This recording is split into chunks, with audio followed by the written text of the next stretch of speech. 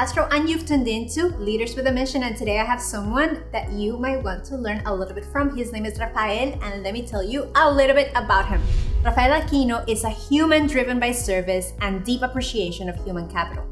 As the co-founder and CEO of Affinity Management Services, Rafael leads his team to redefine excellence, serving community associations efficiently and effectively with dedication and passion. Rafael's energy and positive spirit are the foundation of Affinity Management Services company culture, which instills enthusiasm and excitement while providing expert advice to its board members and relieving them of the day-to-day burdens of running a community association. And with you, Rafa. Hello, Rafita, how are you? Hey, Diana, how are you? Thank you for having me. Thank you for coming over and enjoying some time with us. My pleasure.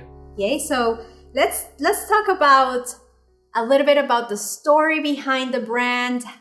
I know you have an engineering background. How did you ended up doing property management? Yeah, so like most people in our industry, we end up falling into it. It's not an industry that you just come out of college and say, okay, I'm going to be a property manager. For me, I always wanted to do my own thing. My dad didn't graduate college. My mom did. So they pushed me towards the engineering. I've always enjoyed building structures. I started off in the land development side. As soon as I got out of college with some business partners, went pretty well. And then the market started to take the shift that it started to take. And we knew something was going to happen. So we started the management company. Then we lost our shirts on the first business that we had. So that was a challenge of its own, but it was an experience. And from there, we started the management company. And we're going to make now 15 years in January. What? So the rest is history. So it's been an amazing journey. A lot of ups and downs. You know how entrepreneurship is. It comes with many challenges, but it's an exciting moment for us. We've been growing. We've been finding the right people for the right seats. So it's really exciting for us. What is the best part, in your opinion, about what you do? The best part, in my opinion, for me is really seeing people grow. For me, that's what I enjoy. The management industry itself has its challenges. So we've taken it and we're trying to flip it upside down in the sense of we're being very positive with our team members and really providing that positive reinforcement that they need to know that they can do what they can do. Many times, again, the managers that we hire, they can come either from experience, but we've also hired from those that just are brand new. And many times they come from different industries. They come in and they're not sure what to do. And we show them that there's opportunities outside of just being a manager and how they can grow. Being a manager, you're a big leader within the community. You have to manage so many different things. You're dealing with so many different individuals. But if you focus on the positives of the job, you'll realize that it's very rewarding and very fulfilling. So you do a lot for a lot of people. So if you enjoy people, it's definitely an industry to get into.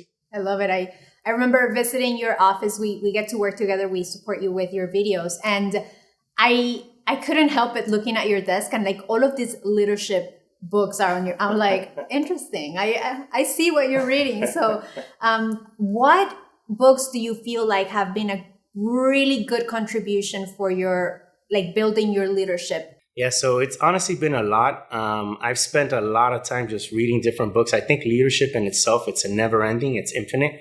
I listen to a lot of Simon Sinek. I actually watch a lot of YouTube videos, Jocko, Extreme Ownership.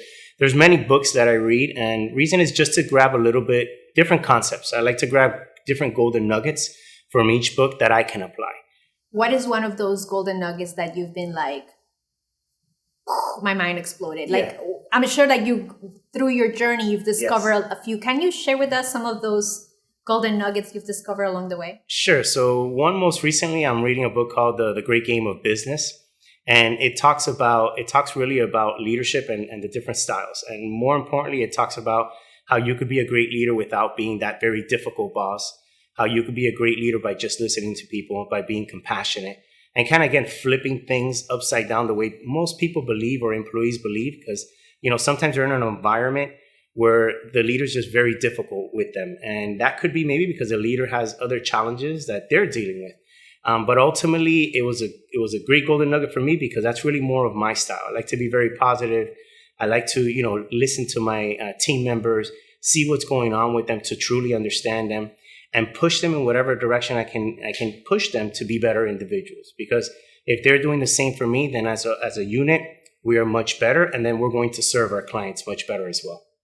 So what do you attribute the success that your company has had? Like, looking at it from the outside, what do you feel has been really instrumental in your growth as a business and to your team?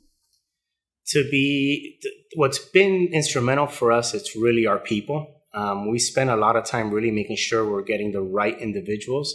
And also as leaders is making those difficult decisions. There are times where you have to make very difficult decisions where someone that's next to you, you've been with you for a long time, and they may not understand why you're making that decision. But as a leader, it's your responsibility to communicate with them and express to them why you've made that decision, and for them to entrust that you made the best decision for the organization. At times, it may not benefit that one person, but it will benefit the entire team and the unit. So more than anything else, it's really having that strong communication with your team members.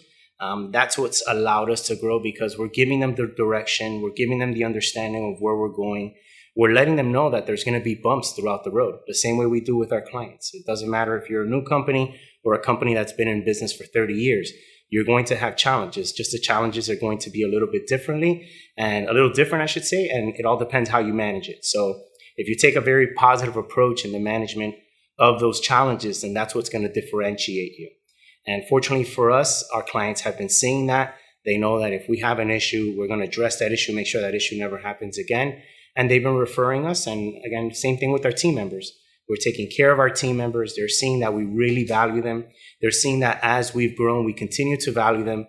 We continue to give them the love, the compassion, the tools that they need to be able to succeed. So they've been able to really help us spread that information, spread that knowledge out, get us to find strong talent, and get us to find accounts. So that's what really allowed us to grow to where we are today. I mean, we have a very BHAG goal, so we still got years to go. But fortunately, because of the team that we have and the people I've surrounded myself around, we've been able to get to where we're at today. So on that note, tell me, what is your definition, your personal definition of leadership? You know, I struggle with that all the time because it's so hard to pinpoint it. I honestly believe that everyone's a leader. I think anyone from any position to a top position can be a leader. I honestly believe the bottom rises the top. So, you know, leadership is like parenting. I guess I have a 4-year-old and a 3-year-old, so a parenting thing. And it's really having the compassion again and just understanding. And more than anything is just listening to that person, understanding where they're coming from, and then doing what you can to guide them, if possible, right? To give them a sense of direction, let them know, look, this is what you should do. This is the direction they should do it. And sometimes you don't have to say anything, just listening. But defining leadership for me is very difficult because I honestly believe everyone could be a leader. I think everyone has a leader inside of them. It's just whether they've taken the time to develop it, taking the time to learn what's their approach or their style and applying it. I mean, if you have faith, if you're a faithful individual, then you know anyone could be led, you know, and with faith comes a lot of things. And it comes more than anything, if you have faith, you need to have belief. And if you believe, then you can do anything. I love that. I see you as a leader, someone who takes people to a promised land, someone who goes first, someone who takes initiative. And there's a mission at the end. What is that mission for you guys? So for the mission, I would say for me, the mission for me is really, I've never seen it like leaving money or anything like that. To me, that all that stuff goes away when you're gone. Even if you leave a stack of a lot of money, they could be gone. I think what's important, the mission is to just really leave a better world. And if we each do our small part, we can be in a much better world. You know, there's been so much adversity that we've seen lately. And, you know, I've noticed that within my own team, if we're just taking the time to just recognize them for little things that they do, they take those little nuggets, they go home and they treat their wives or their husband in a different way, their kids in a different way. And I think if we each take that and we apply that small little concept, it can multiply and reciprocate through the entire world. So I think our role as individuals is really just to leave a better place for our children, to leave a better world for others ultimately, because everything else, all the materialistic things are gone. The only thing that we could leave behind is knowing that we were good, that people can talk about these are the things that this individual did and this is how they made a difference in this world. And if we each took that small little step and were positive, reinforced someone, took the time to educate them, took the time to just give them a hug if that's what's necessary, the world would be a totally different place. I see your industry, I feel, and correct me if I'm wrong, I feel is super difficult in the sense that in communities, especially as humans, we are so programmed to see the negative, right? Like, oh, they didn't do this, they didn't clean that, they didn't, and it kind of like weighs down. Because when you receive complaints, people are not tuned into, they're not calling you to say, hey, thanks for fixing, things that had not been fixed in 25 years. Correct. It's more of like, hey, you forgot this and that. Correct. What do you guys do for you and for your team to replenish that? Like, because they're giving, like, you guys are in this position of receiving like a lot of heavy energy. How do you guys replenish the good energy, the good vibes? Yeah, so that's a great point that you bring up, and we do see those challenges. We try our best to manage that with more communication tools with the residents so that they can kind of see what's going on with pictures and their reports. Because nowadays, no one's really reading anything. They're either looking at pictures or videos like what we're doing now today. Yes, they are looking at videos, by the way. So, but in order to replenish our team members, what we do as an organization, we have a very strong culture and we're constantly developing it. But this past weekend, we did a picnic for families, for our team members to come in, bring their families. We can get to know each other. In our industry, it becomes a little bit challenging because it's not like a corporate office where everyone is situated in one building. We have team members that are in different properties. So there's a bit of a disconnection that can occur. So our goal as an organization is to try to do 2 to 3 events a year where we can bring everybody together. And in times, we're even doing little things that just to surprise them. So recently we did for our frontline workers that really they took the brunt of COVID and the challenges that occurred within our associations. And they thought it was a mandatory meeting. And what we did was actually just a surprise lunch for them. And we did some leadership, explaining to them that they're leaders within their communities as well, gave them lunch, and they were very appreciative. It's those small little things that we do as leaders in our communities that will make the difference. And that made a big difference to those team members. And if you saw the faces and smiles 2 weeks later in a picnic, to me, that's the most rewarding. The contracts and everything else, yeah, that's great. But what was most rewarding is seeing a team member or maintenance individual come to me and say, I wasn't going to attend your event. And I said, why weren't you going to attend? And he goes, no, because I wasn't sure, but because of the previous meeting, I decided I was going to attend. And also I realized that all this time we're talking about these owners that aren't appreciative, that don't do anything for us. All they do is drill us to the ground. And here you are doing these events, bringing our families together and giving us the opportunity to unite as a unit. And that to me, I told my wife, that was like, to me, was the most rewarding thing of that entire picnic. Because it goes to show that if we do these small things for our teams, then they become bigger people.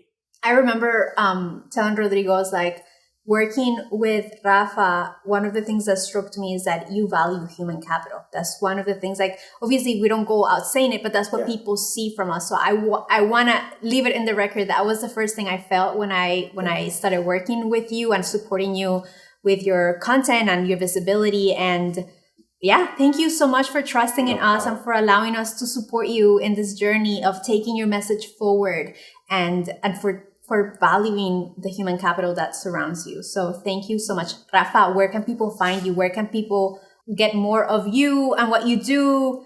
But the YouTube channel.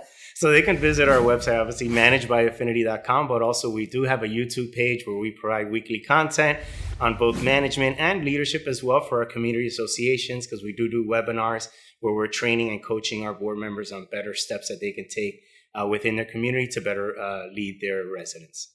Beautiful. Thank you so much for that. No problem. And thank you and your team for always helping us out, for getting me outside of my box, getting into the videos. We're very appreciative of everything that you guys have done for us. No. Thank you. And for all of you who are looking to step up your game, to become a leader within your industry, to actually gain more visibility so that you attract more of those that are looking for you, please visit us at 4productions.com and we'll see you in the next one. Bye-bye.